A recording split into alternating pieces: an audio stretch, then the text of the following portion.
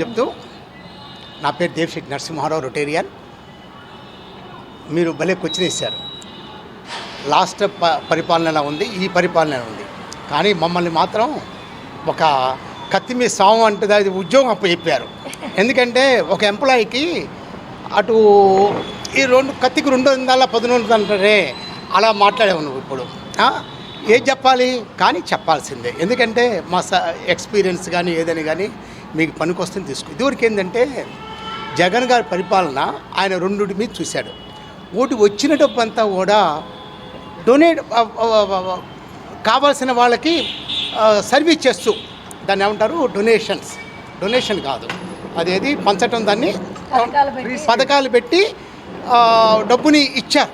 Excellent, బాగా ఉపయోగించుకొని. ఆ రోజుల్లో కరోనా రావటం ఒకటి, పేమెంట్ అలా ఇవ్వటం ఒకటి, అది లబ్ధిదారులకు వెళ్ళింది, అది మాత్రం జీవనం సాగింది, అది మాత్రం ఎక్సలెంట్ దాంట్లో. కానీ దాంతోపాటు నేను ఇంకా 30 ఏళ్ళు పరిపాలన చేయాలి అనుకున్నప్పుడు ఆయన చేయాల్సింది చేయలే. ఎందుకంటే ఒకదాని మీదే చేశాడు. ఆ డబ్బు అనేది వాళ్ళకి ఇవ్వటం, ఎవరికైతే పూరున్నారో వాళ్ళకి ఇవ్వటం చేశాడు. అది ఇవాళ కంటిన్యూటీ చేస్తూ నాయుడు గారు ఏం చేస్తున్నారు, మన బాధ్యత, మనం పౌరులుగా ఉన్నప్పుడు మన బాధ్యత. తర్వాత ఇంకా మనకి ఊరికం తింటే ఎంతైనా ఆస్తి తరిగిపోద్ది అంటారే, అది కాకుండా సంపాదించుకునే విధానం కూడా నేర్పుతున్నాడు. కంపెనీలు తెస్తున్నాడు, అన్నీ తెస్తున్నాడు. బట్ ఎక్స్పీరియన్స్డ్ ఈయన అది తెలుసుకోలేకపోయాడు. కానీ పరిపాలన మాత్రం వాళ్ళందిట్లో కూడా పరిపాలన ఇప్పుడు ముగ్గురు వీళ్ళు చేస్తున్నారు.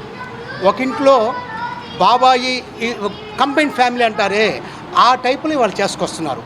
ఏది సెంటర్లో వాళ్ళు ఉన్నారు, సెంటర్లో బీజేపీ, పక్కన పవన్ కళ్యాణ్ ఉన్నారు. ముగ్గురు కూడా కూటమి వచ్చారు కాబట్టి కొంచెం ఇంకా బ్రహ్మాండంగా చేయడానికి ప్రజలకు కావాల్సిన యొక్క నీడు ప్లస్ వాళ్ళ రెస్పాన్సిబిలిటీ ఏందో తెలియపరుస్తూ ఎడ్యుకేషన్ లెవెల్లో కానీ ఎవరికి వాళ్ళు పరిపాలన చేయాలని, బ్రహ్మాండం చేయాలని తపంతో ఉన్నారు.